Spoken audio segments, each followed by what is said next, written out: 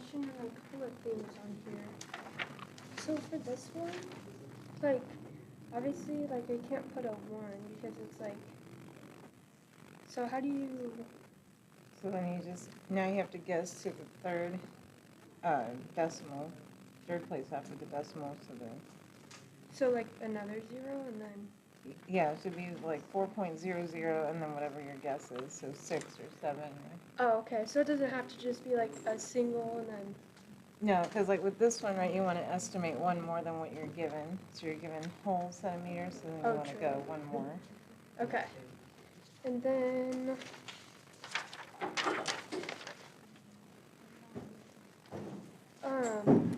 with these, do you have to like convert, like if it doesn't have like a letter, do you have to, can you just do it like just like regular? Yeah, so then it'll just be grams as a unit. Okay. And then like these, it's just like regular. Yeah, like centimeters squared.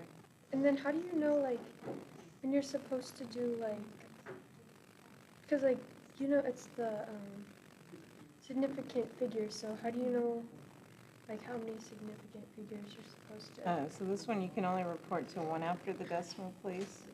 Because it's, Yeah, because of that one is limiting. And then this one you have to convert and then subtract and see which one's limiting. okay. Okay, I think that's all. Thank you. Yep.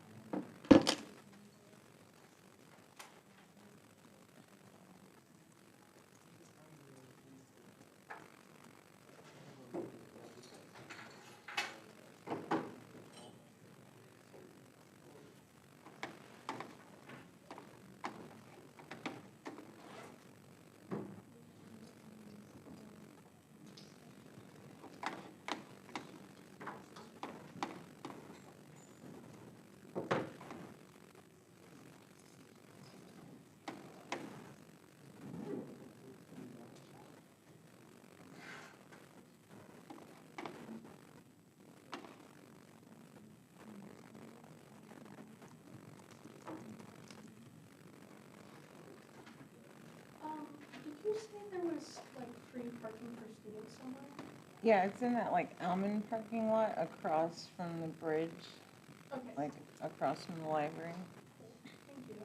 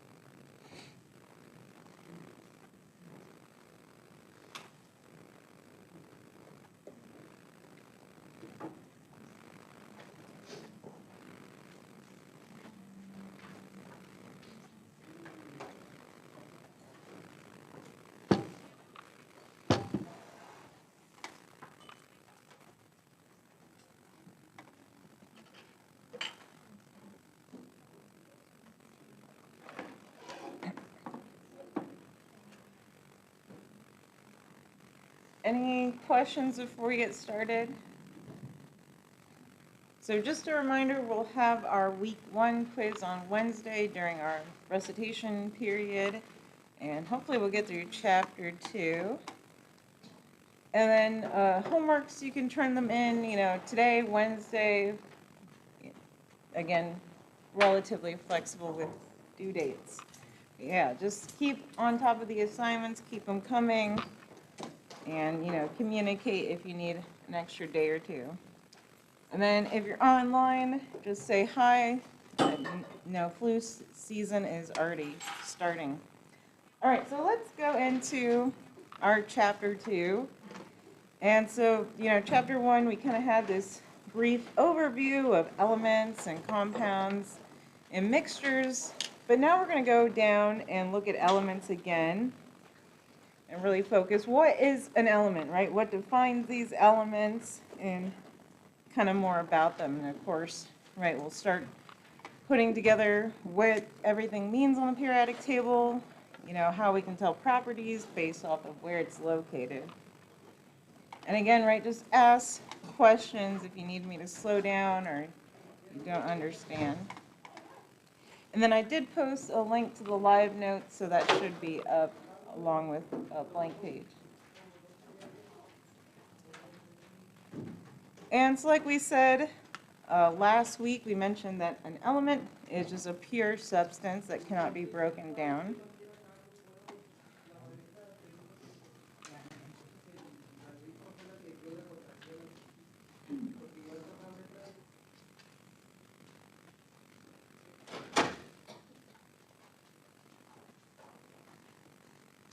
So we mentioned an element, right, cannot be broken down, at least chemically.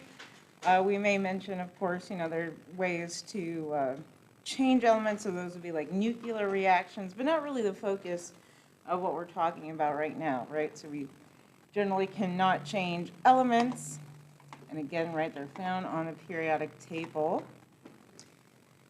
And so your book has, some kind of fun facts of just like what are we made out of. And of course, we're organic-based creatures. So we are made up of carbon, oxygen, hydrogen. That makes sense. And then, of course, we have a lot of other trace elements. So nitrogen is still pretty significant at 3%, but of course we can have, other metals in our body. So some of these trace transition metals are essential. And then, of course, here's just broken down into words. So again, right, your common elements, since we're organic base. So obviously high in oxygen, carbon, hydrogen. And then you can start to see, right, other nutrients. So calcium, phosphorus, potassium, right, all those are essential, all those ions, keeping those synapses flowing in your body, right? That's how you move, is electrical current, so you have to have some sort of medium, aka, right, all these ions in your blood and everywhere floating around for that to happen. And again, right, there might be some other trace metals, Didn't mention iron on here, so even though, right, we have iron and hemoglobin, that was not significant enough. And there's other metals as well. And then we said, well, a compound was anything with two or more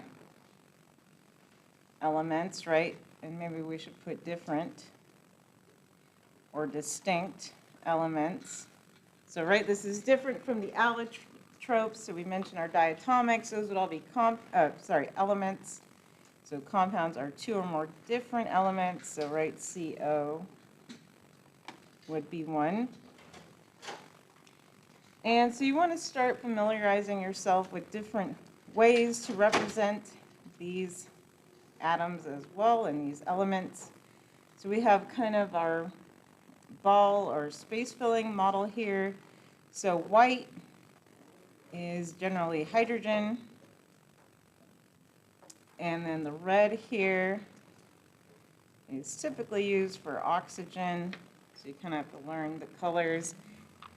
And then this is pretty similar to this drawing. It just makes more of a stick. So this could be called like ball and stick. Again, same sort of thing. So the difference is they just don't show the bond as well versus this one. You have a distinct single bond. And so black is for carbon. And then we also have blue, which is generally for nitrogen. So yellow can be sulfur. Greens tend to be our halogens. And they'll have a chance to play with some kits in class, and I can always bring them. And so again, right, practice other ways to draw. So I'm just going to write this in its symbol form. So H2O, or water. So we'll later learn how to kind of make this a little bit better. We could draw this out. And so this is ethane here. So C2H6.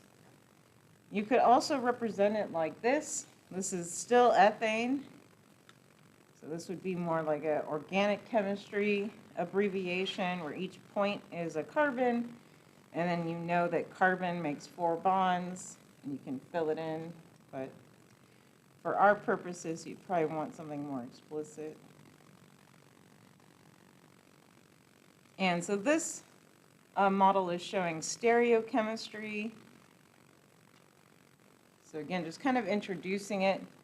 And so I'm showing, so this hydrogen is coming out of the plane of the board with a wedge. The dashes are going behind the plane of the board.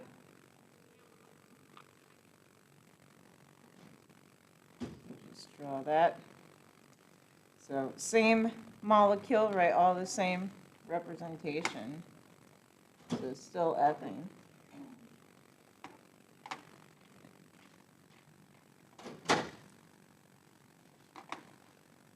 And so we're starting to see, let's look at another kind of representation. So again, organic chemists tend to use kind of the shorthand method. And so we'll look at a few examples. And so we could draw a ring like this. And so let's interpret what this means. So each point here is a carbon. And so now I'll just redraw it in carbon. So we have a 6-membered carbon ring, and it has these alternating double bonds.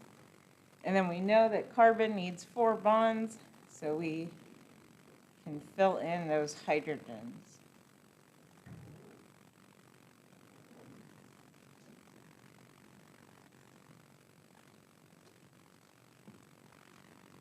And so maybe put a little note somewhere, right? So carbon needs 4 bonds, and then you can add, right, fill in with hydrogen.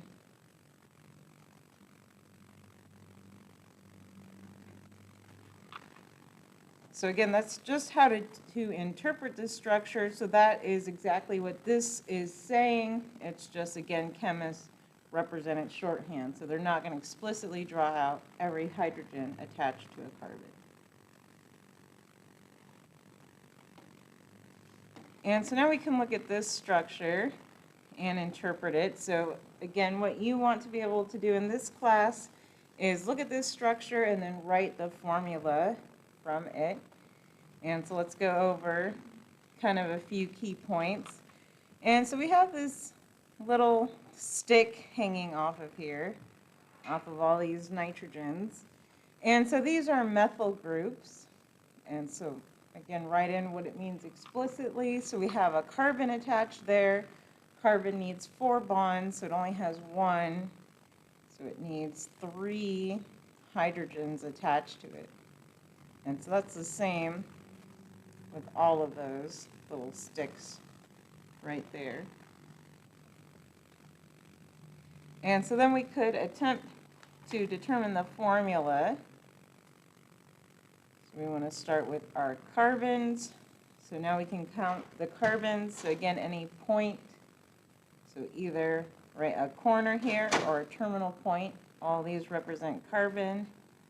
So we have, I'll start with our methyl groups, 1, 2, 3, and then 4, 5, 6, 7, 8 carbons. And you can always, label them if that helps, so you don't lose track.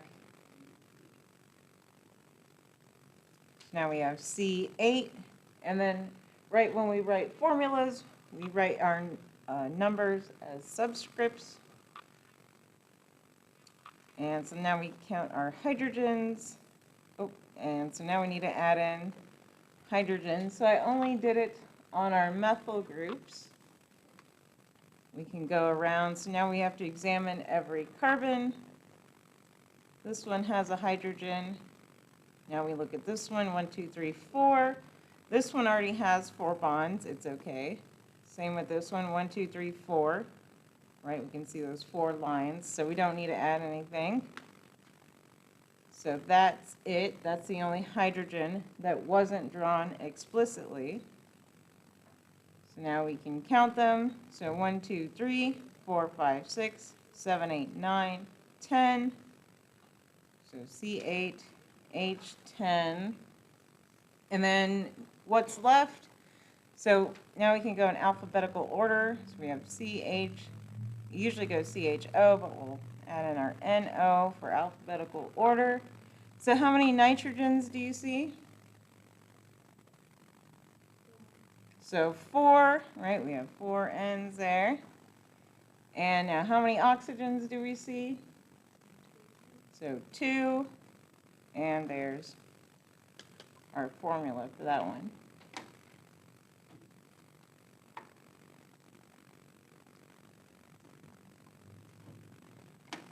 Questions about, yeah.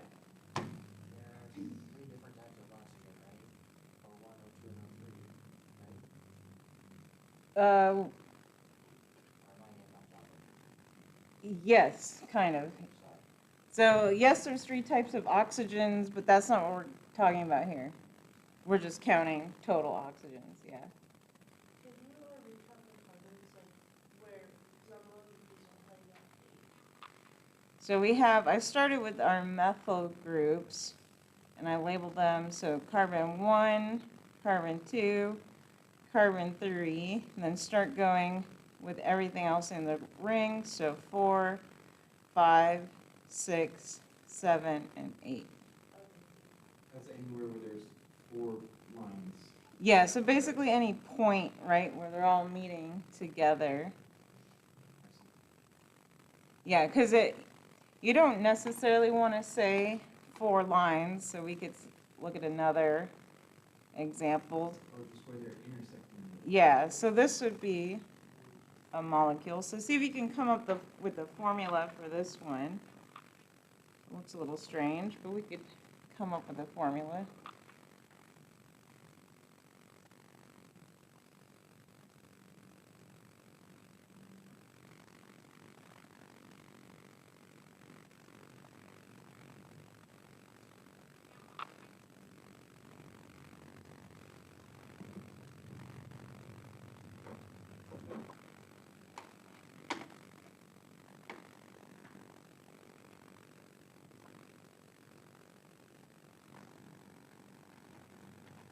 So while y'all are counting that, I'm gonna redraw this again more explicitly. So each corner here where they meet is a carbon. So now we can draw out 4 carbons like so. They're all single bonds.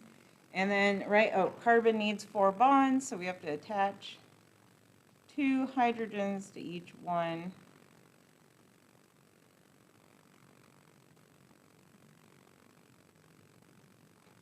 And then we can come up with our formula. So what's our formula for this molecule? So it'd be carbon 4, and then how many hydrogens? 8. So C4H8.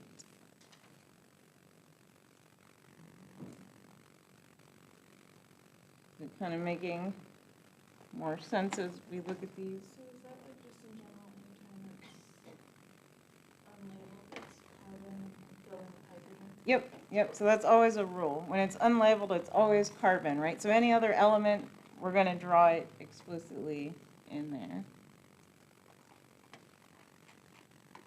Let's do some practices with this one.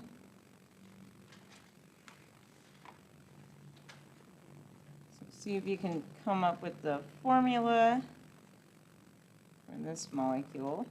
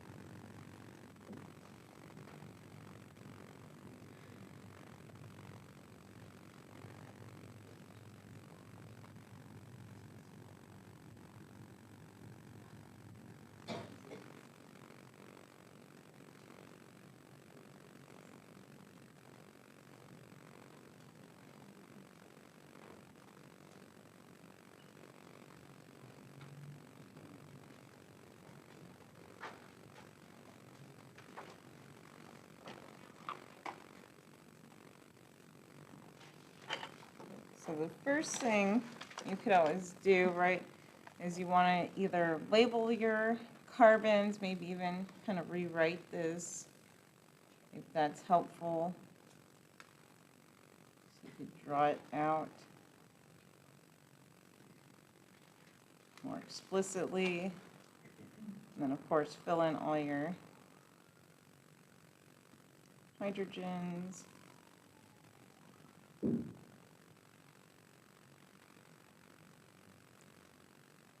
Then you have this carbon, right, 2 hydrogens on it. Carbon, methyl group. Don't forget that this carbon has a little hydrogen attached to it, right? It only has 3. And then the nitrogen is going to show its hydrogen explicitly. And then you have another methyl group. Again, same structure, just rewritten.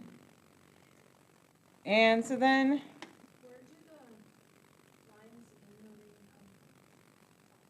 the those extra bonds? oh, these little lines. So this is like an aromatic ring. And so these are just little double bonds on it.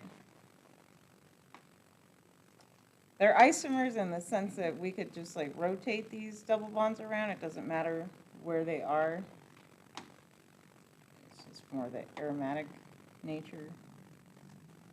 Does that make sense? No. So what don't you follow? I just don't get like why they're there. Oh, it's just like, because they're double bonds, right? So for instance, we could have,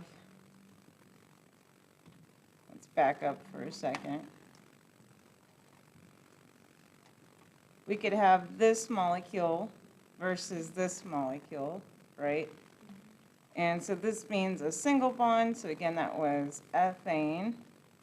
But then once we add that second line, now we're saying we have a double bond. So now it would be like that. So, Okay, so that applies like every. well, not every ring, but every time you see these extra lines, right? Because I could have drawn it without, which would be a completely different structure, which is what we're trying to emphasize, right? So now that it's missing the double bonds, not the same. So then you'd have to fill in 2 hydrogens on every one of these. Yeah, so that's all that's all I'm trying to show with the double bonds. Yeah. What is the carbon that kind of goes up that little down shoot there and then like 2 hydrogens? This carbon? The one down off the, yeah, down to where your pointer was. The single. Yeah, at the end of the, yeah, right there. Oh, this is supposed to be CH3, sorry. Okay. Bad handwriting. So I'll emphasize, right, these are not the same.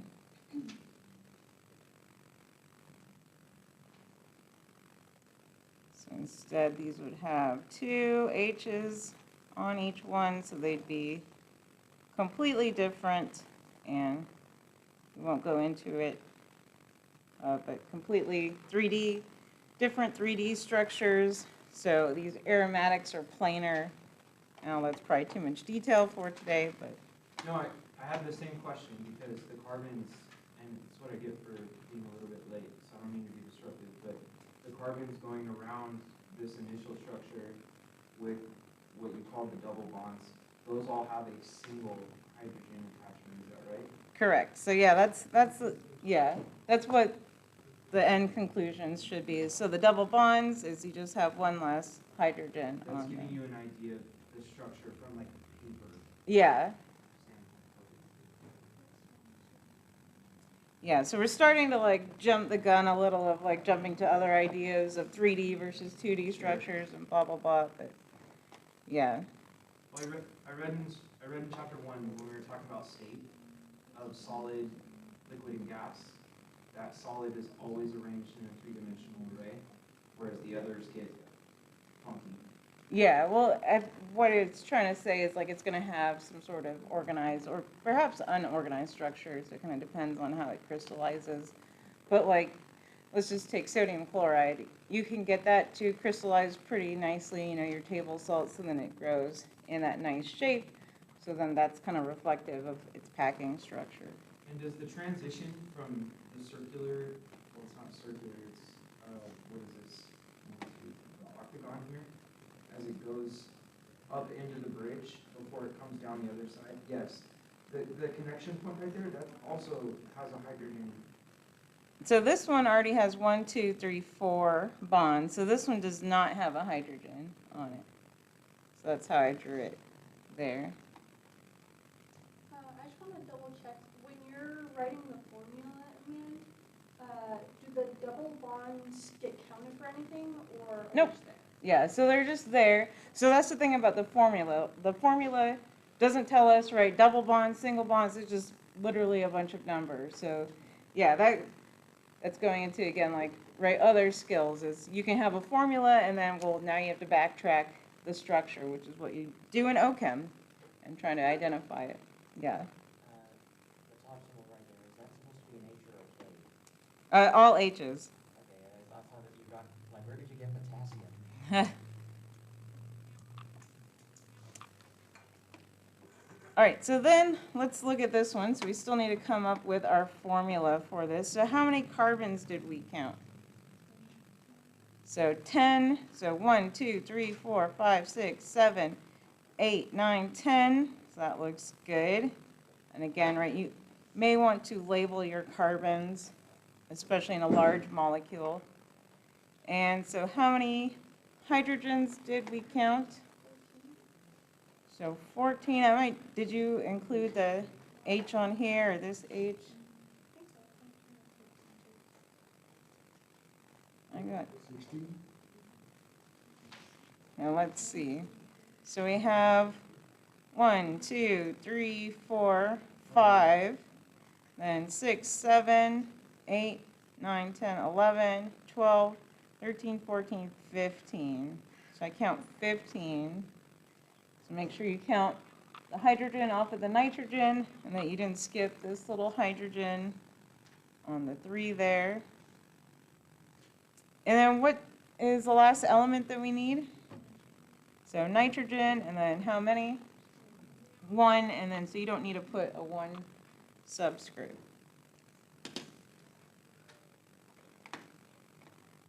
I see. So, in the first diagram, that isomer looked like it was the one on the right, the double bond looked like it was part of the top and not the side. Yeah, I'll try to draw it a little better. Sorry. That's gonna be a pretty critical piece of information, right? As to where those are? Well, it's usually going to be an aromatic. And so an aromatic, just to go over it since now we've talked about it, it can be represented by 3 different ways and they all mean the same thing. So sometimes you'll just see that, and that literally means what we just saw, so the double bonds alternating. This could also mean the same thing.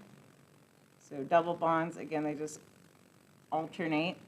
Or you can rotate them so it doesn't matter where they are. So all the same thing. What is the key difference seems to be when it attaches to something exterior though, right? Not really. So it won't matter that much, right? Because you'll just have your aromatic and then it'll be attached to something. Well, for the sake of the formula, you have carbons and then you have the hydrogens, but at the connection point there was no hydrogen because there were 4 bonds. Yeah, so then, right, anytime it's connected, you'll just lose that hydrogen off of it. So then, right, we could, let's just practice the formula for phenyl. Oops. Is the 4th bond though not the piece from the inside? Is that not contributing to that corner? Does my question make sense? I guess maybe I don't follow the question because it doesn't really matter, right? So I could write it like that. I could write it like that. Or I could draw it like that, but it's still the same carbon that's not going to have the hydrogen, right? It doesn't matter whether it's on this side or this side, it's still that one. Yeah, whenever there's a connection coming off of that base though. Yeah, so that's what we're talking about. So it's coming off of that base, and so, right, if it's connected there, that's its 4th bond, so it's not going to have a hydrogen or anything. So does that clarify the question? For now, yeah, for now. I just, for the sake of counting up the hydrogen pieces, I would have counted that as a piece. Or I would have counted a hydrogen in that corner, like, just based on what I see. Because the very next intersection is just like it, but it's not enclosed as the first part of the molecule is in the example that you just gave us. Yeah, I mean, so that's why you just examine, right, every joint, basically, right? So that's what we're doing here. And I kind of write that, you know, I prefer to write it drawn out, showing the double bonds so you can tell that they're alternating. And then again, you can count them up. So we could come up with our formula. Again, add in our hydrogens, just filling in so they all have 4 bonds. And then again, write 1, 2, 3, 4, no hydrogen there. And then so now we can do our formula. So then we have C, so 1, 2, 3, 4, 5, 6. So C6, H, it's still H6 since we have this OH here, and then O. Sometimes people could rewrite this as C6H5OH to try to reflect this group here, but again, that's kind of minor details that don't matter too much for now.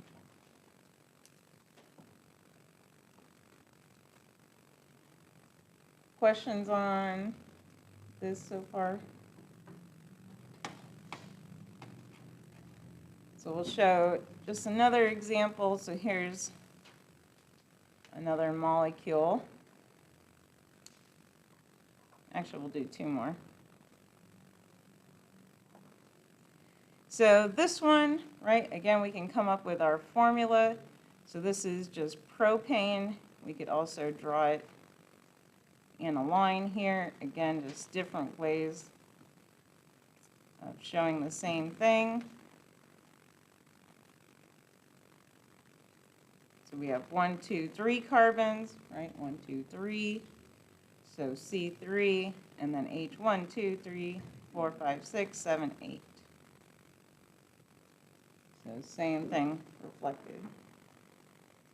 And then I just wanted to do this cute one for Halloween. So this is, the compound is diethyl ether. So we can break that down. So these are ethyl groups, right? 2 carbons, but that's not. And so we can come up with our formula, yeah. Sorry, just real fast, so if it's like a loose end, it'll be CH3. Yep. And then if it's like a intersection, it'll just be 2 hydrogen, 1 carbon. Yeah, as long as it's like the point here, or of course, right, it could be intersecting like we saw Okay. in this molecule, right? So 1, 2, 3, then that has 1 hydrogen. So yeah, we can fill this one in. And so, like I said, this is diethyl ether, or for Halloween, diethyl ether bat, since, you know, we can make a little bat here. Ether groups have oxygen in the center. And so again, we can do our formula. So 1, 2, 3, 4 carbons. And 1, 2, 3, 4, 5, 6, 7, 8, 9, 10 hydrogens, and 1 oxygen.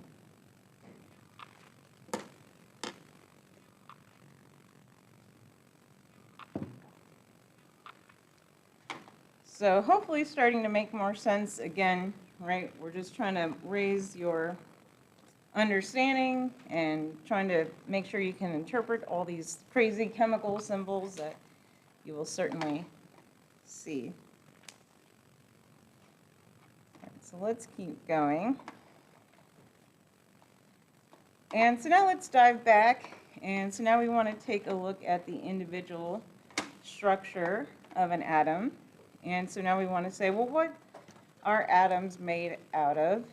And again, you probably know this. So we have protons, neutrons, and electrons.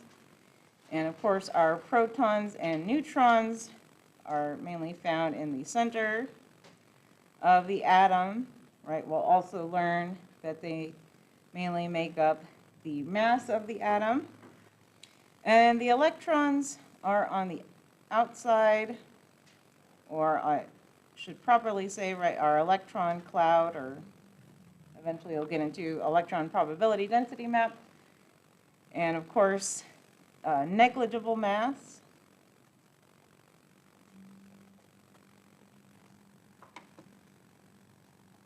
And so then getting into it, right, the mass of our proton is 1.67 times 10 to the negative 27 kilograms.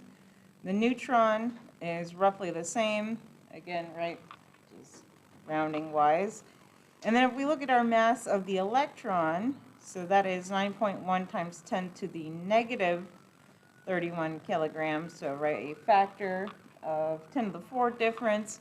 So that is why it's considered to be negligible, right, when compared to the proton and the neutron. And so for our purposes, right, we don't really need to know the exact masses, but just appreciate their comparison. And then other things that we need to know. So the proton and the electron are, of course, formally opposite in signs. And so we've made the proton positive. The electron is considered to be negative. And again, they are equal in magnitude. And then the neutron has no charge.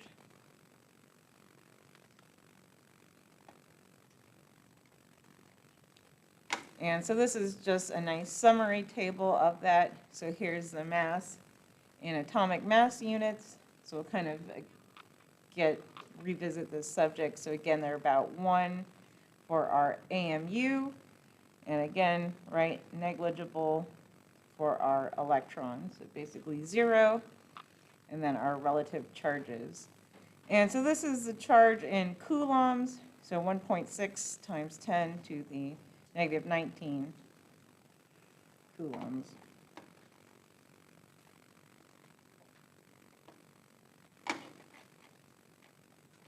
And so then this is pretty important. And so now this is getting into, well, how are they arranged? And so elements are defined by their number of protons. So again, key definition here. So if we change the number of protons, right, we change the identity of the atom. So it is in the protons that defines the element. And so our protons corresponds to our atomic number. And so they use the symbol Z just to signify protons. So right now is a good time to check out your periodic table, look at it, right? Find the number. You can look at that periodic table in the back. Of course, right, it's just the big number. Pulling up this one, right? Just our big number in our upper left corner.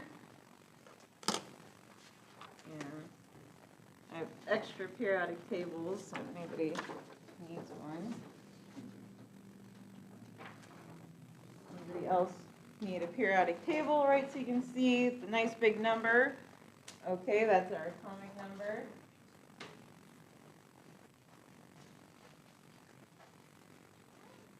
And again, right, that corresponds to our identity of the elements. We can just look at, let's just take silicon here. We can click on it, right, silicon 14, so we know it has 14 protons. And so this is a nice little diagram as well. So again, just showing what is in our nucleus. So our nucleus, right, that is our core of our atom. And so here's our helium nucleus with our 2 protons. And they just picked the color red. There's really no significance for that. And then total mass of 4 in this case, since it has 2 neutrons. So this would be a helium-4 atom. And so same thing, right? They're just showing carbon-6. It would have 6 protons if we can count the blue balls. 1, 2, 3, 4, 5, 6. And then 1, 2, 3, 4, 5, 6 red balls as well. So that would correspond to our neutrons. That would be carbon-12. And so then, right, you can look at your periodic table. So of course they're arranged by their atomic number. So they just go up, of course, right, increasing. So we'll get to the funky arrangement, right, why they're in these certain columns and rows. That's slowly coming, but just appreciate, right, 1, 2, 3, 4, 5, 6, 7, 8, 9, 10, right, they go in order. So that's nice. And so, right, we'll get there. So elements within the same column have very similar physical and chemical properties. We'll come back to this idea just in a second. And so let's look at isotopes. And I was kind of giving out some hints, but let's dive into this and what does it influence. And so isotopes are elements with different numbers of neutrons. And so who can think of some examples of some isotopes you might be familiar with?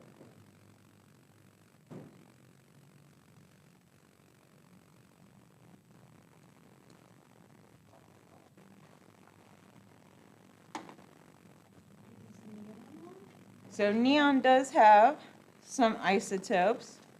So neon is listed here. I actually don't know what its isotopes are used for, so I'm not too familiar with neon. So it does mention neon here.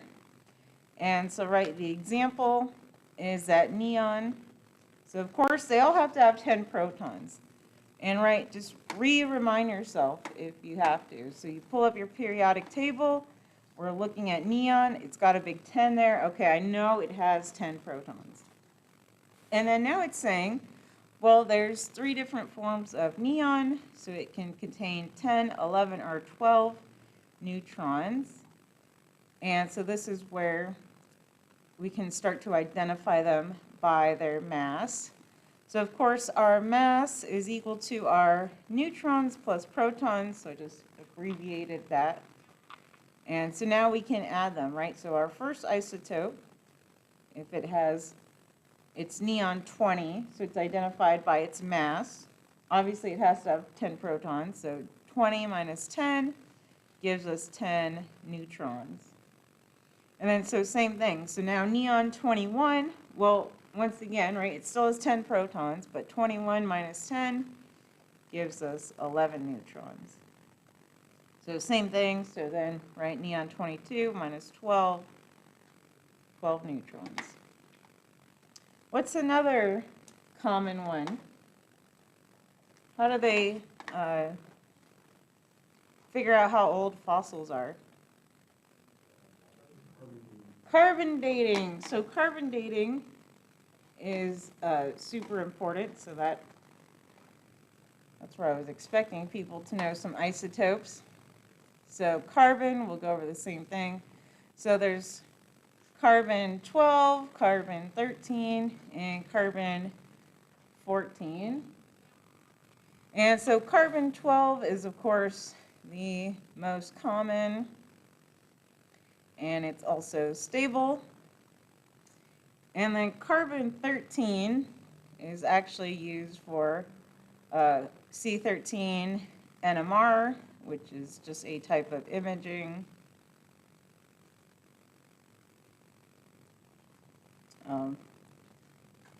And this is about a 1% abundance. And then carbon 14 is much, much less than that, but of course it is radioactive. And so it does decay. So yes, they can do radioactive dating and compare the ratios of carbon 12 to carbon 14, and then you can determine when something died. And so then this gives us, so carbon 12, how many neutrons does carbon 12 have?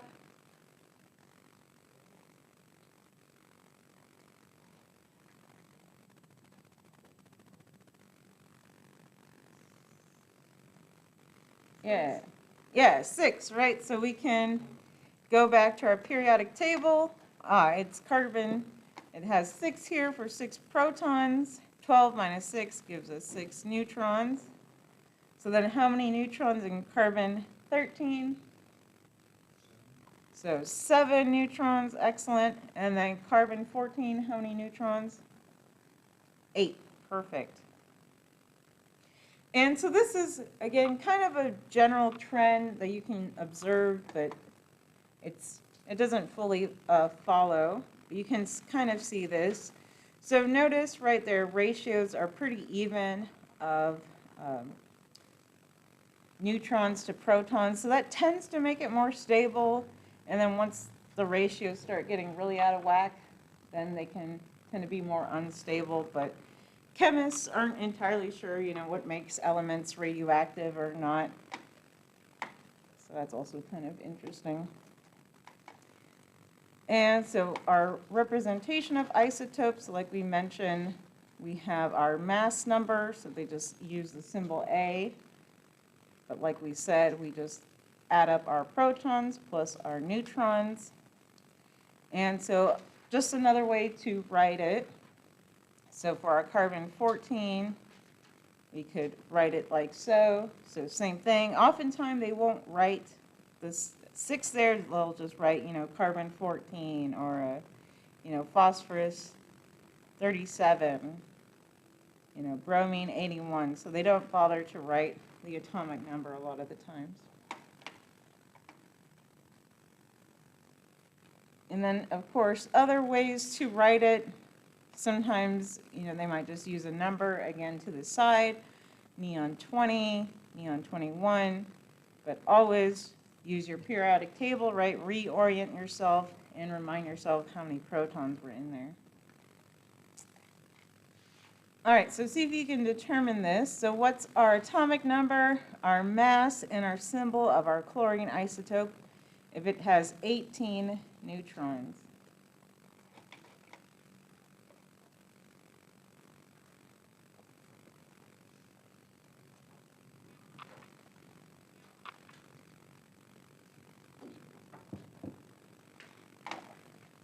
Can you go back up to where we were separating the numbers and actually doing that?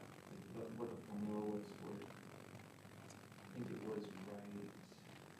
Yeah, so this formula where we just said that our mass was our protons plus our neutrons.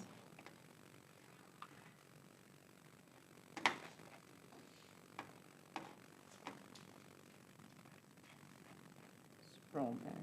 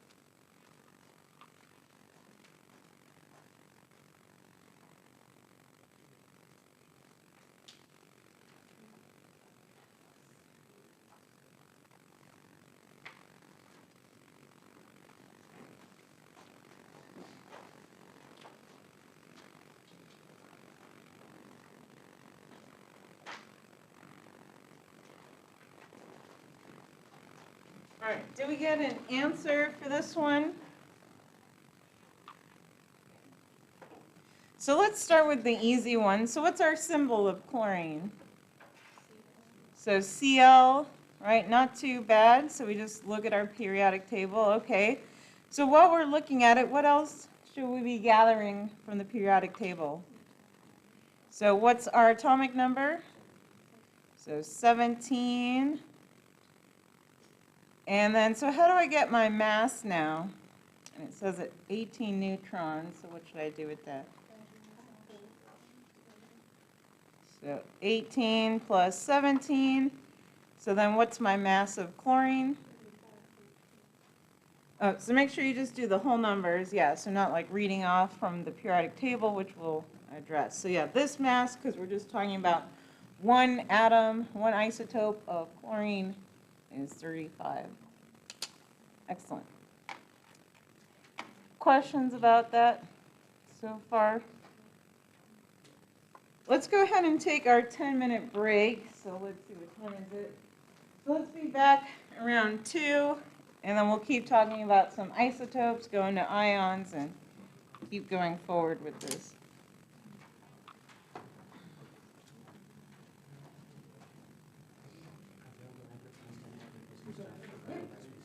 Yeah. Especially if the temperature is really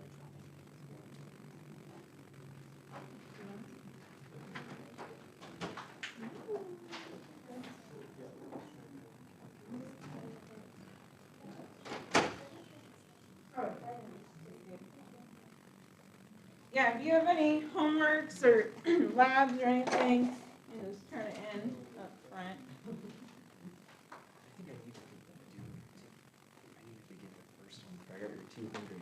Oh, okay, I'll have to print out another That's okay. copy. I'm sure it's online. Yeah, if you, I'll get that done. okay, Yeah, I'll yeah, get it's that done and turn online. it But yeah, I don't mind printing out a copy. Okay. Yeah, that'd be okay.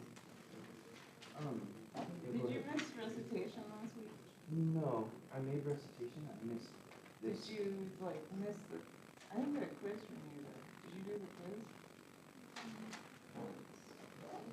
I have the, no, what? Oh, the I make notes of it too. Oh. I do, yeah. Cause I forget Yeah. everything. I haven't gotten a book yet, so. Have you seen the chapters? Yeah. Online? It sucks to read it that way. Yeah, it's such a not that point Yeah. that it will not be significant.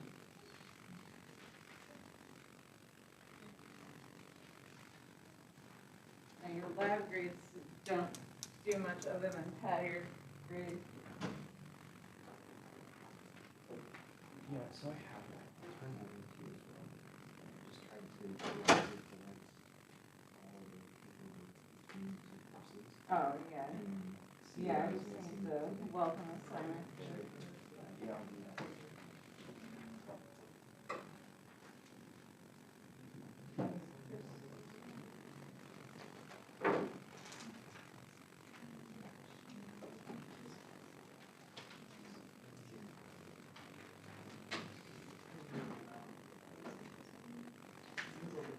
Yeah, so that looks good, but you went too far now, so it just points through, because right, it just gets to me out to the thousandth place, since that's what, it's not marked, so then you just stop at 4.007. But you gave it an extra, because you would need markings right every thousand. Plus eight. Oh, it's 16 plus 18? Yeah, well, you see up there? Oh, did the teachers need Nancy computers too? Yeah. Which has to be done. Yep. So 18 plus the 16. Yeah, I don't grade the homework for accuracy And necessarily, then I you just see grade that the is 18. Oh, so I guess, Have I got my question? well, this one, that one will be corrected, because it says exactly, so that's for that one. Well, so, It says yeah, only so for that, that one what she's saying exactly. is that Whether there's that's correct, three that's different correct. versions of 20. The stable version is 16 protons, 16 Oh, So right. too many safe pairs are equal to, 16 protons, and 17 protons. So can I bring that just to one night? Yep. And then 16. well, you have to run it up to 200, but then that one's weird, so you have to write it, scientific Yeah, she's notation never asked. to give it the two safe pairs. Oh, 2.1 times 10 to the 2. So she's saying, that, yeah, it's got 18 ones, but Kind of feels silly. Yeah, so that's what I was saying, end up rewriting the you scientific. know that. You know what it means. So like for this answer, I would bring it up like 3.2. The 17. Right. Or negative 320. The mass alpha. That's not gonna drop. Okay. So the Are mass. you trying to write it in scientific notation? Thank you. Yeah, I see that mass is. Protons plus the,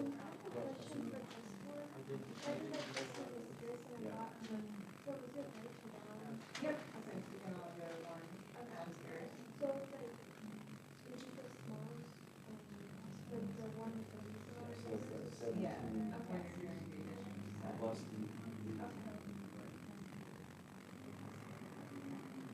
How many markers does it? So it's 35, so that's. Yeah, so from here to here, No, it's yeah, 18. you're just looking at the placeholders. that's the symbol. Oh, right. That's the, But this one's 8. yes, Yes, right. So that identifies it So as then you want to just make the version a of marking 18. that has to be less than 4.01. But you still use, Yep. So you that's still use perfect. this atomic number. When you're locked, when you're using. Yeah, yeah, that's how you determine it. The neurons are the protons.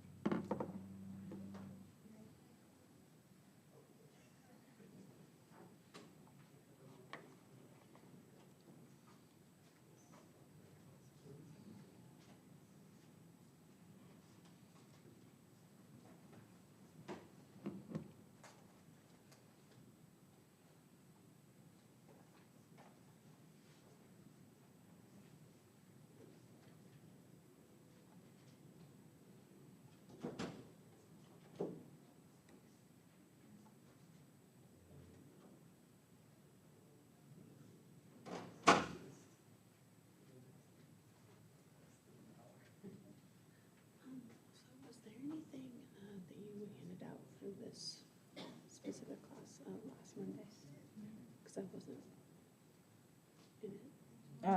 Did you get the lab and the homework from last Monday and the periodic table?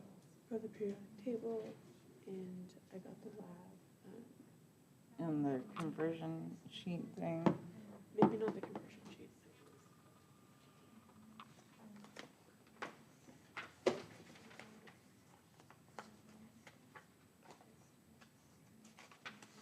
It's like template. Sweet, yeah, nope, didn't get this.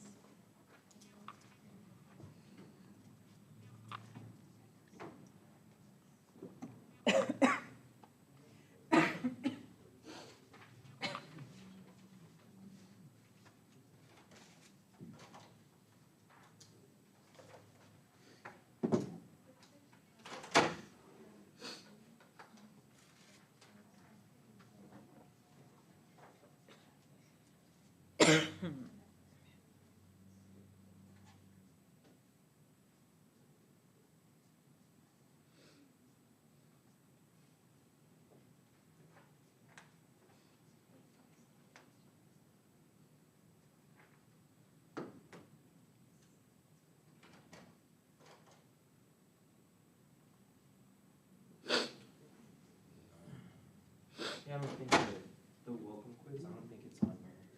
No, At least that I one didn't should have been see it. handed out to you.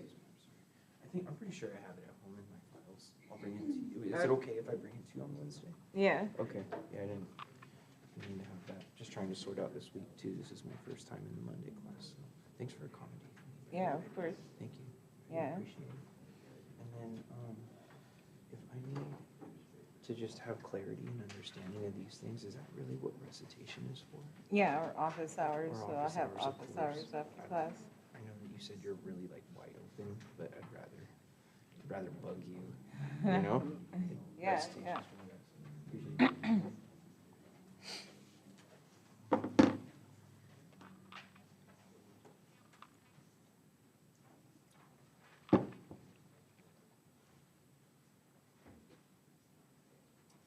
All right, everybody make it back.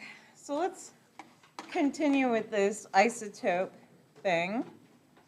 And so now we want to ask the question, well, what the heck where does this number come from, right? Because we have this mass here. Well, what is this mass?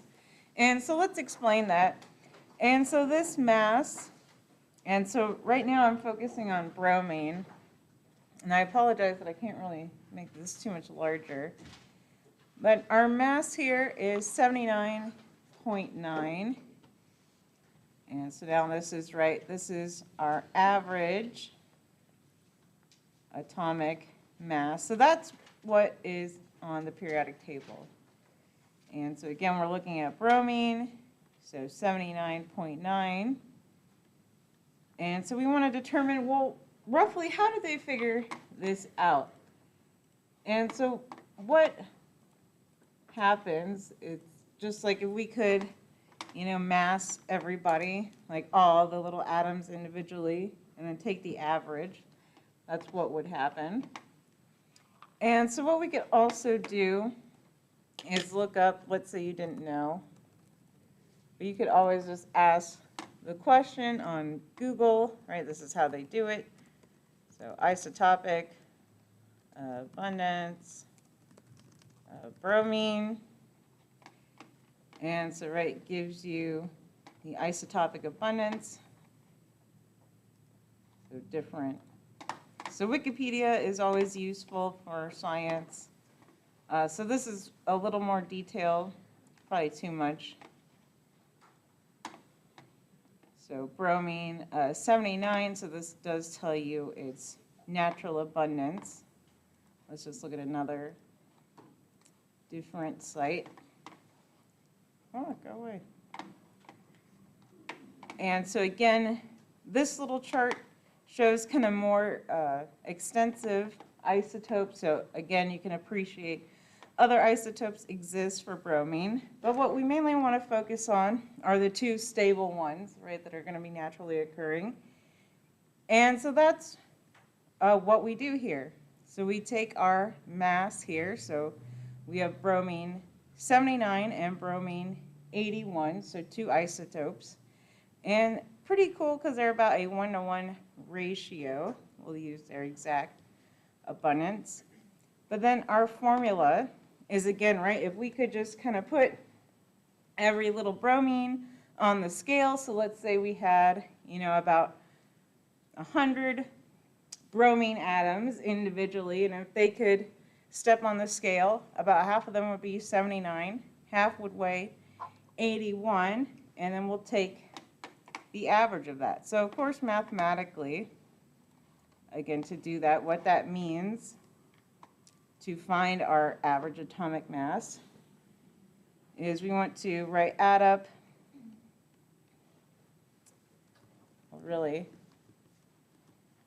I'll present it like this. So we do our percent abundance of isotope 1, times our mass of 1, or N, and then adding up all our isotopes. So in this case, now let's take bromine. And so bromine, and we want to say it has 2 known isotopes.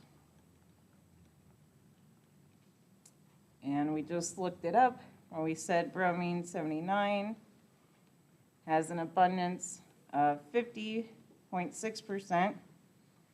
And this is the abundance. And then bromine 81 is 49.4%. And so, of course, we need to convert these percentages to a decimal to add them up and average them. And so now we can find our average mass. And so then we take 79 for our mass of bromine, multiply it by the percent, so 0.506, and then add our second isotope.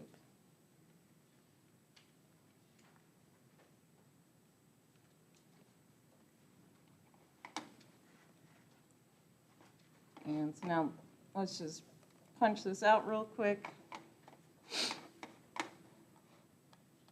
And of course, sig figs, we probably wanted more accuracy on this. So usually if you were doing a problem, it might give you a more specific AMU than rather a rounded 79. So 79 times our 50% plus 81 times our 49%, again, converting to a decimal. And then we get about the average, which is shown on there. Again, we probably need to use more precise AMU values to get what's actually on your periodic table. So that explains the discrepancy. But then again, based off of our calculations, we get about 80.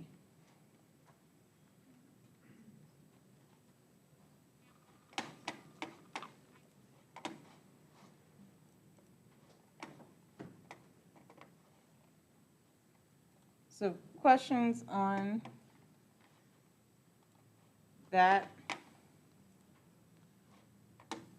And so we could do roughly the same for carbon, or at least kind of appreciate why its mass is basically 12, but not. So of course, for carbon, we said isotope 12 has a 98% abundance versus the carbon 13 is 1.06, and then carbon 14 is 1 part per trillion, so not that relevant. So again, we could add up these masses, so get our average atomic mass for carbon. So we can take our 12 times our 98% plus 13 times 1%. Don't forget that 1% is 0.0101. So just watch that, 2 decimals over. And again, we're just kind of showing why it's so close to 12.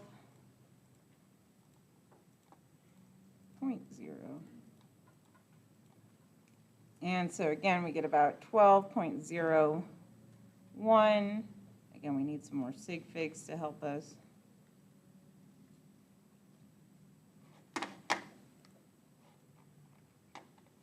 And then I think it comes up later. I'm trying to pull up the lab. So it will come up again. So next week's lab, when we do the atomic structure, I believe it's the post-lab questions. This one. So it does these isotope calculations. And let's actually, we might as well do one. Give me a second here.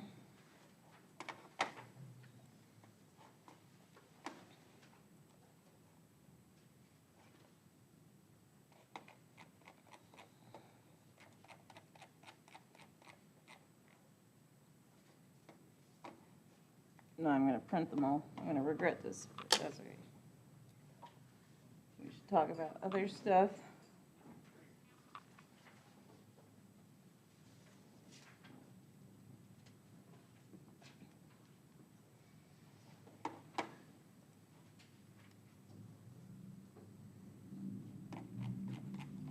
All right, so skipping down. So again, I know you don't have this one, but you'll at least have the work to reference later. And so this is kind of what I was also saying, that right for the mass, typically they're going to give you more AMUs. So here we have 6 significant figures. And then the tricky part on this lab is, of course, we have our abundance. So right, we only have 3 here. And so I'll work out this one for y'all so you have this sample. So again, same concept. We have antimony here, and it has 2 known isotopes. So antimony 121, again, more specific mass, which is what we want for sig figs and accuracy. And so let's just go through that. So 120.904 times our percent abundance, and then plus 122.904 times our percent abundance. And so the tricky part of this lab, again, is we have to do our sig figs. So do the multiplication first. So 120.904 times 0.573. So now we only have 3 sig figs here. So 69. Yeah, sorry, it's next week's lab. So I apologize. And then 3 sig figs. Now do the next one. 122.904 times 0.427. Again, 3 sig figs, so that gives you 52.5. And then now we can do the addition. So now following the addition rules, and they're both 1 after the decimal, so nothing weird there. So 121.8 for that one.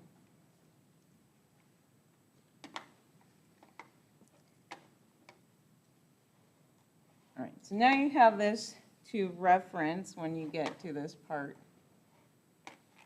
All right, let's go back to some other things. So we did isotopes. Make a new page. And so now let's discuss ions. And so does anybody know what an ion is? Yeah, so it is a charged, and so it could be an atom. So we're mainly going to focus on our atoms, but it could be a molecule, which we'll get into later with our polyatomics. Basically, right, charged atom. So it could be positive, could be negative. So that's for you to determine. And so let's kind of look at how these assignments go. And so typically we'll show you like chlorine here, maybe it just has this sort of data, and then I'll ask for protons, neutrons, and electrons. So take a moment for that.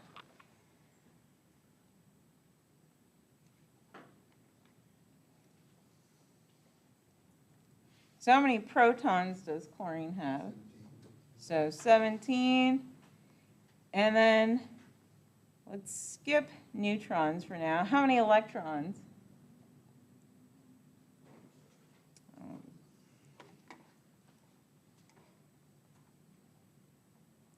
So how many electrons would we have normally if it was not charged? Not, yeah, 17, right? So usually, so let's back up for a second. Oops. Try to move that down again. And so, right, we have to remind ourselves that our protons and our electrons are the same if it's a neutral molecule. So maybe you want to write that somewhere. So if neutral, right, our protons equal our electrons. And so now if we have an extra, so we have a negative charge, so now you might also want to write, well, electrons are negative if you need to remind yourself. So we have a negative charge. Are we going to have more or less electrons? So more. So now we need to add one. So how many electrons do we have? So 18 electrons. And so depending on how you want to think about the formula, because I like to think about it as protons plus my electrons equals my charge. But when I think about it this way, I'm thinking about electrons being negative, right, so that they cancel out. So maybe put a little negative sign up there. So you want to add them, right? So basically, if you have 17 electrons, though, we're adding a negative. Or in this case, right, 18 electrons. So then I'm taking my example work here. So I have 17 plus, but then I'm doing a negative 18 for my electrons. Yeah, so that gives me back my -1 charge. So however you need to think about that to where your electrons are negative, right? Or you could say like protons minus electrons if that kind of helps you to remember that electrons are negative. So either way, kind of same thing.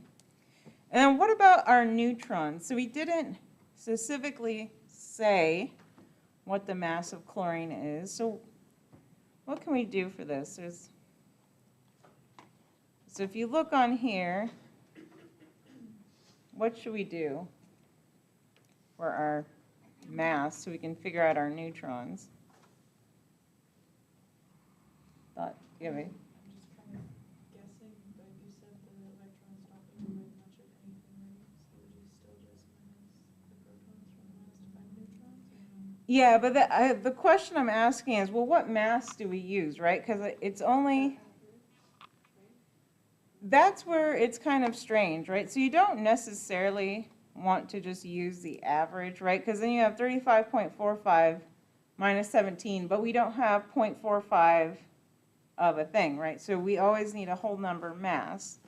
If we're not given it, right, that's where I'm saying you have to make a judgment call, and you might just have to round this to 35, right? And then you know, well, chlorine does have an isotope of 35, so that seems reasonable. So same thing like phosphorus could be weird, right? Maybe you round to 31, that's okay.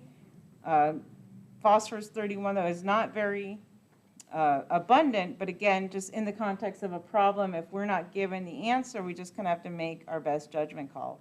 Or maybe you say, maybe it's phosphorus 32, and you kind of write that, like I'm assuming that. So just be aware of that. So I would kind of, again, for this one, we're going to round to the nearest number, whole number, so kind of assume 35, and so based off of that, how many neutrons does chlorine have? 18, so excellent. So 35 minus 17 gives us back to 18. All right, so try that for the next one. This time I'll specify.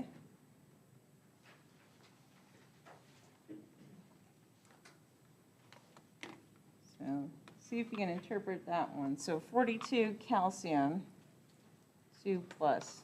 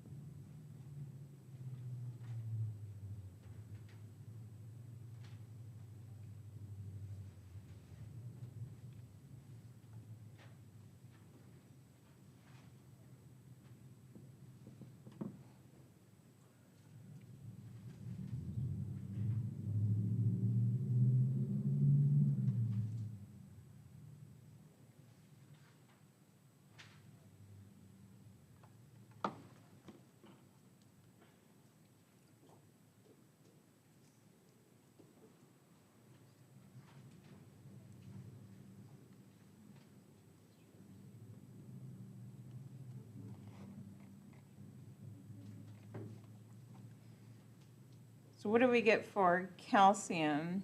Let's start with protons.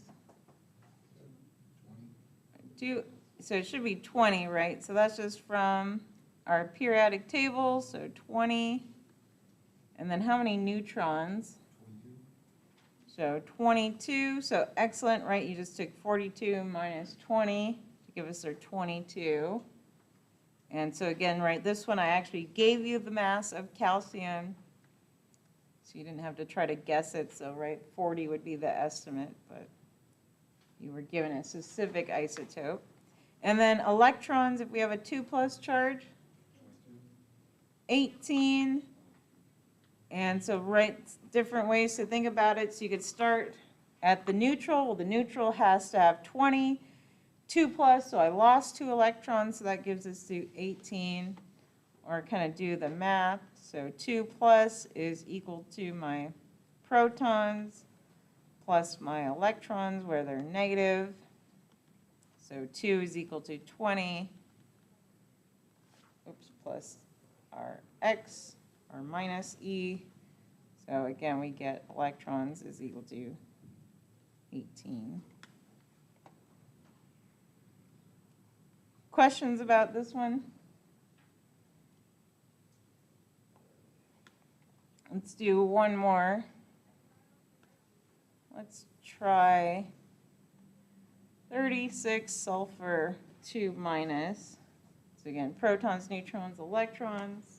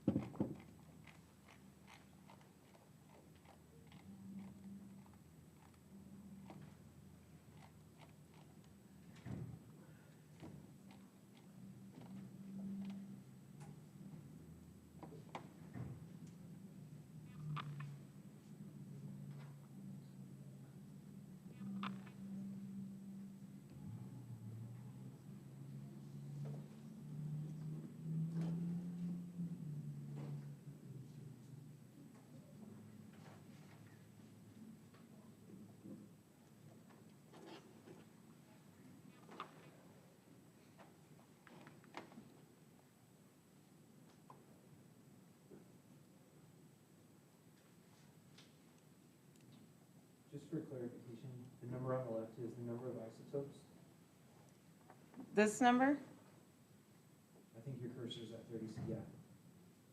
Yeah, this is a total mass. So Total yeah, mass. it corresponds to like what isotope it is, right? So then you say, oh, that's sulfur 36. So that would be isotope as well. So then, do we have proton number? Yeah, 16, right? Again, just look at our periodic table. Sulfur, 16. And then, what's next? Neutrons. So how many neutrons do we have? 20. Excellent, right? So 36 minus 16 gave us 20. And then we have a -2 charge. So how many electrons? 18. Excellent. Questions about that so far?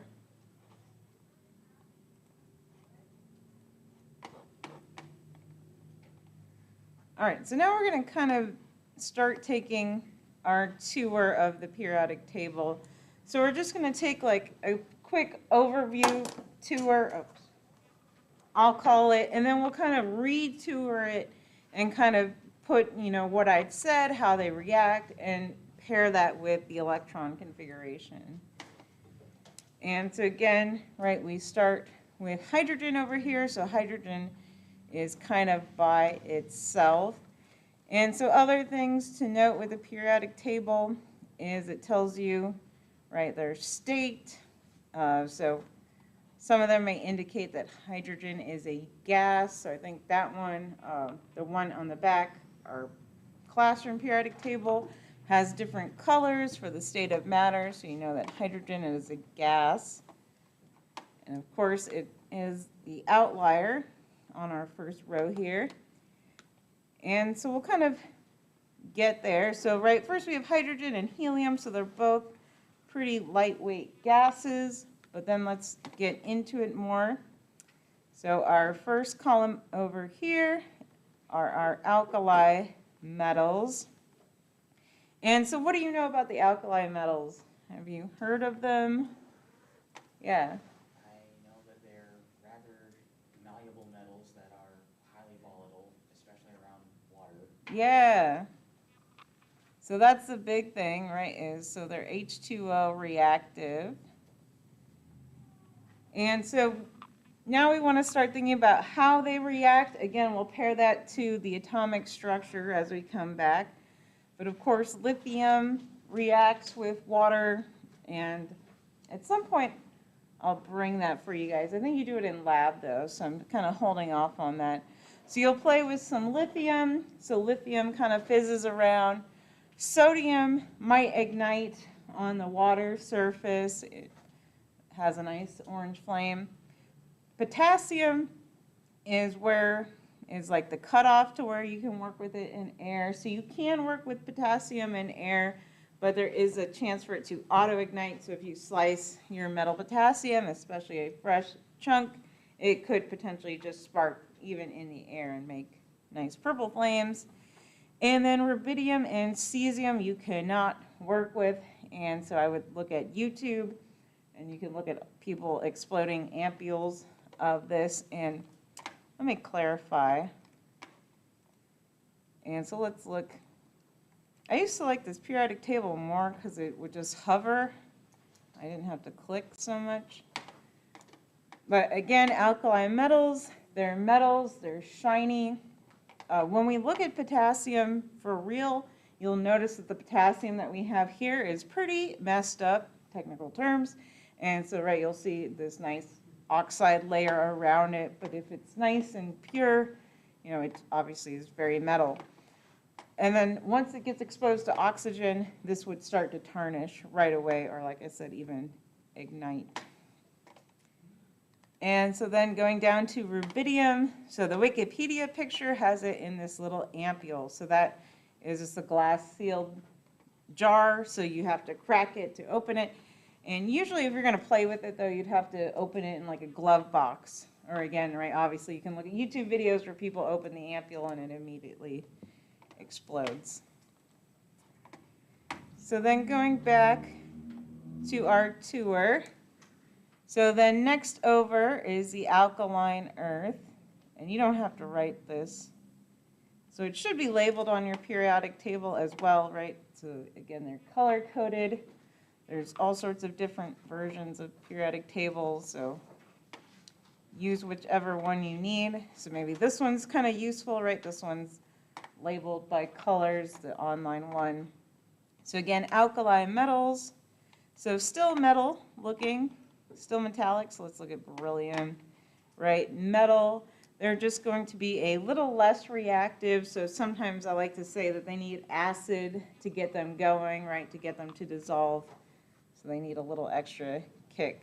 And again, I think you'll play with that in class. So calcium does kind of react with water slowly, but otherwise, like magnesium, you'll need to dissolve that in some hydrochloric acid, which you'll get a chance to do in here.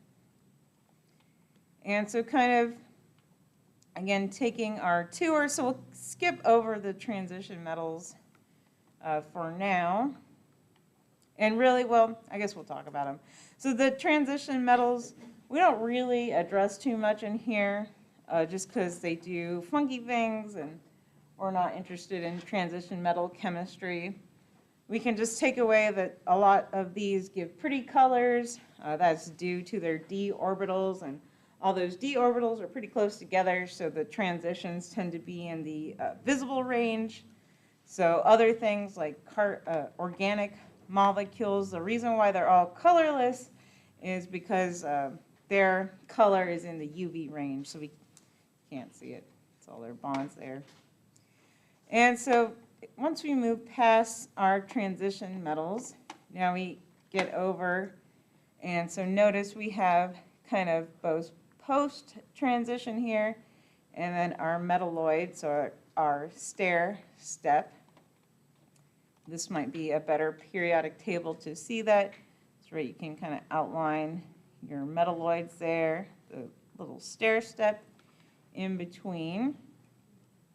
And so these metalloids are useful, especially in a lot of materials, right? Boron is useful. There's a lot of carbon boron materials. Silicon, of course, is used in chips. Germanium can also be used for like conductors. So that's useful. So kind of our group 3 here.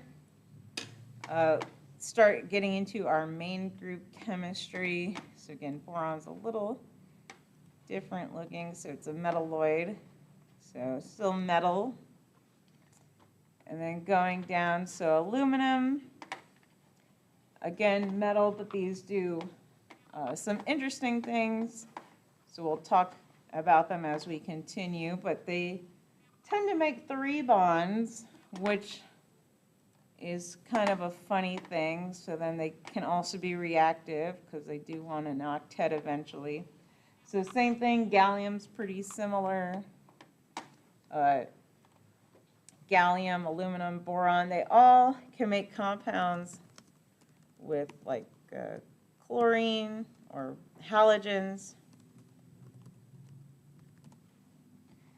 And so this is just one example. So like boron tribromide, this is a fuming angry liquid. It can be a good reagent. And then we could go down, so like aluminum trichloride is a fuming angry powder. So all those can be reactive. Gallium also makes angry things. Thallium is pretty toxic, so now getting into things. So thallium salts you want to be very careful with. So they are toxic, and if you ingest them, they can lead to like hair loss, but I think you'd be more worried about the toxicity. And then so group 4 over here, we have, of course, carbon. So carbon could be black, right? We could also think of like our amorphous, just like carbon powder. Obviously, that's black, or charcoal. Or we discussed, right, other allotropes of diamond. Again, it could be obviously diamond and crystalline. Have you guys eaten the black ice cream or stuff before, by the way? You guys seen that? Yeah. Yeah, so I was going to give like a minor warning about that. So activated carbon, or like charcoal, that's kind of used as, it's like a purification aid. So basically like the little pores of the carbon can absorb molecules to them. So sometimes it's used to like clean up chemicals. It's also used if like people feel that they have like allergens. So if they think that they're exposed to something, they might take carbon to try to capture that. But my point is, some people feel sick after eating the carbon ice cream sometimes. And that just could be because the carbon, who knows what, it's like sucking from your body, right? So like if you're on a medication normally and you eat a bunch of carbon ice cream, maybe that medication got sucked in, or like maybe just all your nutrients of the day got sucked in by the carbon ice cream. So some people feel weird with that. So that's just like my fun fact / warning. So, you know, watch yourself on your carbon ice cream consumption. And it's better, have you guys ever had like squid ink pasta? Well, it's much better to use squid ink to dye things black. So you can use like squid ink pasta and they make it black with squid ink as opposed to carbon. Anyways, fun, random things. And so then moving down, so we're carbon-based life forms. So we'll get into this. Well, I'll tell you why. Basically, carbon is a lot smaller than it should be. So that's part of why we're carbon-based life forms. And we just went over, so carbon likes to make 4 bonds, so that's also really important. And so there's been a lot of work with silicon to try to get it to do the same things that carbon does, including making like those aromatic rings that we saw, but doesn't do it. But of course, it's still an important semiconductor. And again, silicon is a metal, so back to our metals. So nice and shiny. And then we can move down the periodic table, so silicon, and underneath it is germanium. Again, just another kind of metal, all important for main group chemistry. And so going down, so again, tin is going to be pretty toxic, so compounds of tin are known to be toxic. Same thing with lead, obviously, so lead is toxic. And so now we get over to group 5 here, and so they have our special name, so pnictogens, or you can just call them group 5, and so that's nitrogen, phosphorus, arsenic, antimony, and bismuth. Of course, nitrogen is a colorless gas. At some point, I'll bring in some liquid nitrogen to play with. Go ahead. You mean like that super cold stuff that freezes? Yeah. So it's, yeah. I haven't convinced them to let me keep a tank of it on campus, or else I'd probably just walk in here with like liquid nitrogen every day. But yeah, we have to get it from industrial source just down the road, but I will bring it eventually. So phosphorus, again, now phosphorus is nonmetals, and so right, just kind of see that.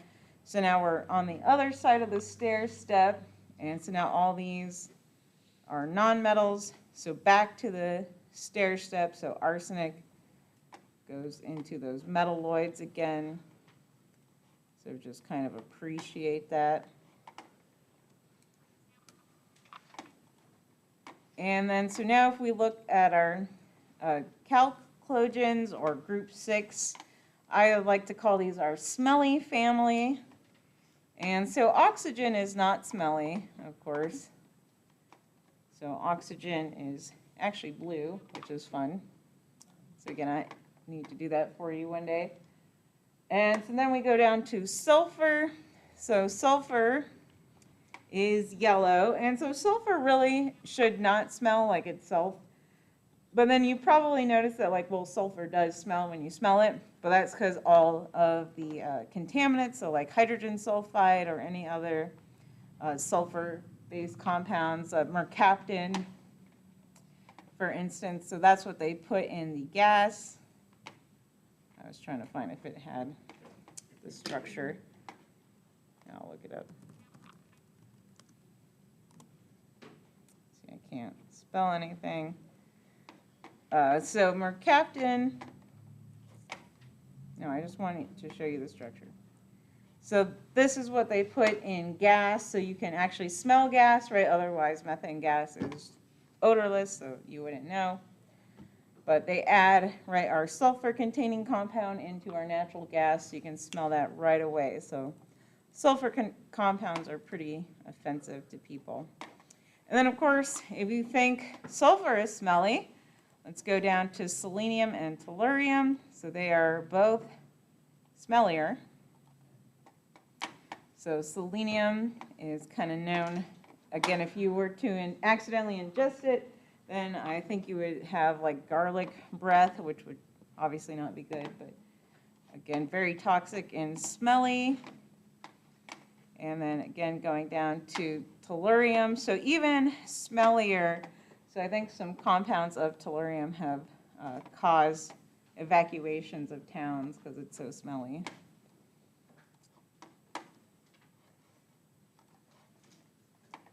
And then polonium, I think probably radioactive, so you don't want to work with that. And so then going down, now we have our halogens. So our halogens are pretty reactive. We'll, of course, go into the Y as we continue. So fluorine is a gas. So fluorine is a pain to work with. So right, it reacts with a lot of elements, highly toxic. So to use fluorine, you have to have like a special regulator too that it can withstand kind of fluorine's corrosive properties, and it will probably corrode eventually.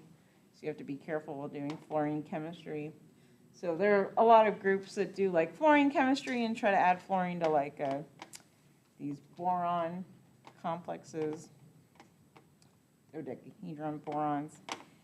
And so chlorine is also a pain to work with since it is a gas.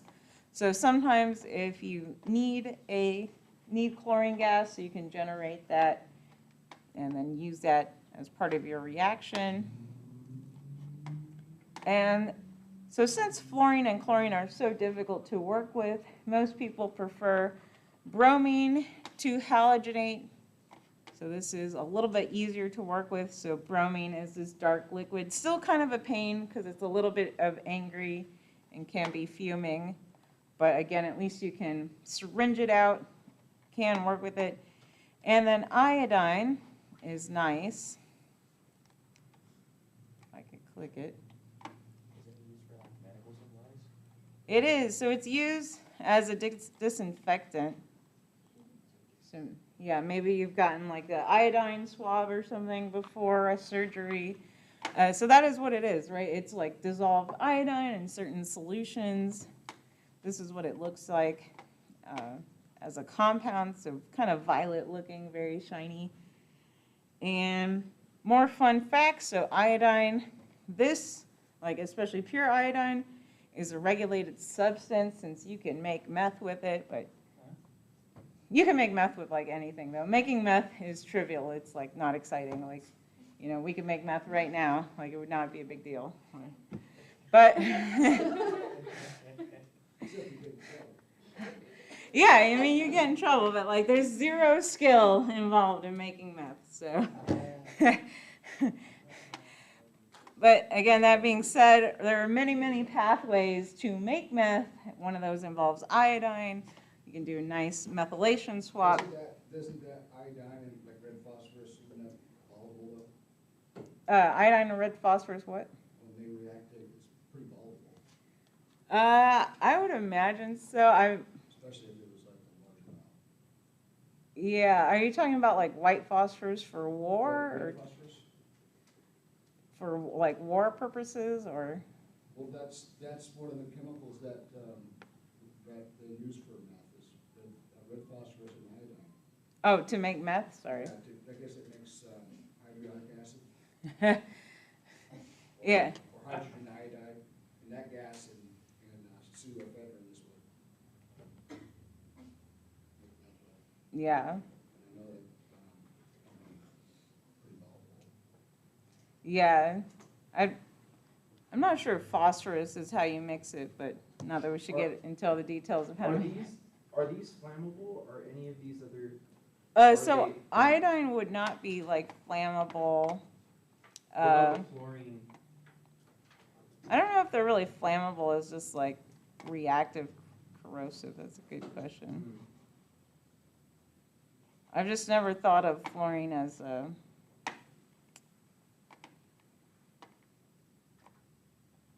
flammable. I was trying to see if it has a flammability rating.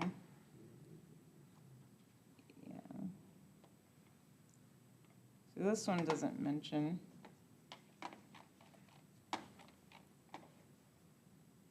Probably burn though. Yeah, I don't know that iodine though is really flammable since it's solid.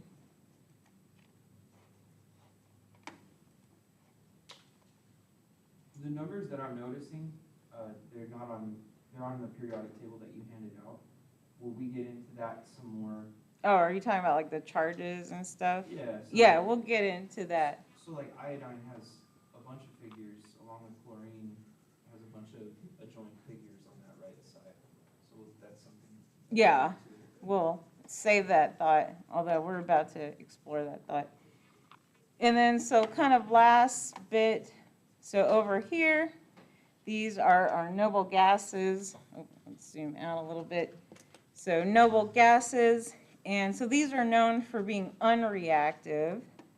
So of course we have helium, and helium obviously is used for balloons, but its scientific application is helium was used to be used to cool down the NMRs that I was talking about. And helium, though, as you may be aware, there's like a shortage of it, so it's like difficult to mine. And so now they've been trying to remake the NMRs to where they only require liquid nitrogen. So obviously liquid helium is colder. And then, so then we go down to neon, and of course neon is famous for the neon gases. And so, right, that just happens when you pass electrical current through that, and we'll talk about, again, kind of the why as we continue. So argon, also a gas, so we can at least look at the pretty colors that it makes when they're in the lamps. And we do have a lot of lamps on campus, actually, so you can look at them personally up close. So krypton, and so I believe it's krypton where you can start forcing some compounds, right? I just made the comment, well, they don't react. Well, what do chemists want to do? They want to force stuff to react and make new stuff. And so we have some krypton difluoride compounds are known, but again, these are kind of more rare. But then, so xenon is kind of more known to react, so there's a few xenon compounds, which again we'll revisit. So right, a few salts. So right now these have more compounds. And then of course radon, radioactive, so probably would not be working with that one.